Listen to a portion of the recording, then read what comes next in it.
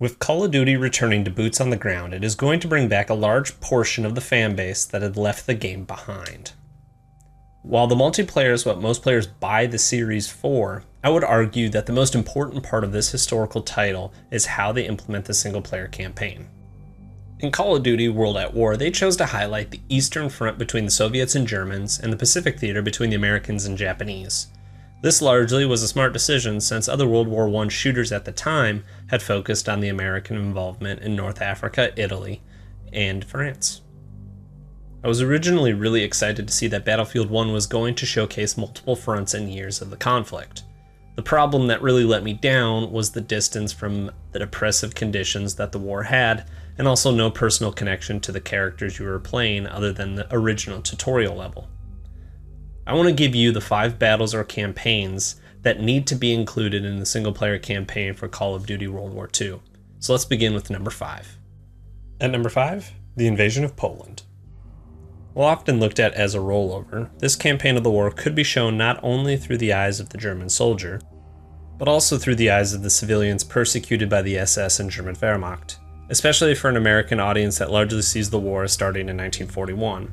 With the cutscenes being seen through the civilians' eyes, you also have the opportunity to show Soviet participation in cooperation with the Nazis in the beginning of the war.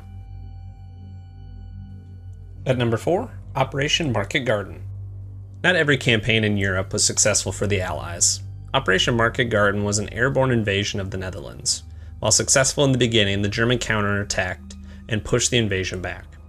A portion of the campaign was fought behind enemy lines with scarce resources, would create a meaningful experience for the player. Plus, who doesn't want to go through on a victory parade on the streets of Arnhem? Number 3, the Battle of the Bulge. The last counterattack that the Germans could muster in the West. The Allied forces were low on morale and supply in the dead of winter. How long could you hold off the Germans before the skies cleared and General Patton arrived to save the day? At number 2, the Pacific Theater. I want a playable campaign through the eyes of the Japanese soldier, fighting in China, the Philippines, and an eventual US reconquest.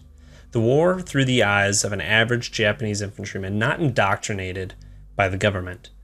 Each new campaign having a new character that the player can understand and become connected with. And at number 1, the Eastern Front. From Operation Barbarossa to the fall of Berlin, I want the most gruesome experience yet seen in a first-person shooter. The war on this front was fought between two battled ideologies, kept afloat by the death and cult of personality. They have the opportunity to tell so many different stories through this campaign. The initial German attack and Soviet panic, the hell that was Stalingrad, and the Soviet offense and finding the signs of the Holocaust, as well as the destruction on the way to Berlin. While my top 2 were in World at War, I believe they have the opportunity and the budget to make a single-player experience that people will recall and reminisce about for years to come. Let me know what you guys want to see down in the comments below. Do my choices make it on your list? If you are new to the channel, make sure to hit that subscribe button. Like the video if you enjoyed it, it'd be very helpful. Thank you very much for watching, and I'll talk to you guys next time.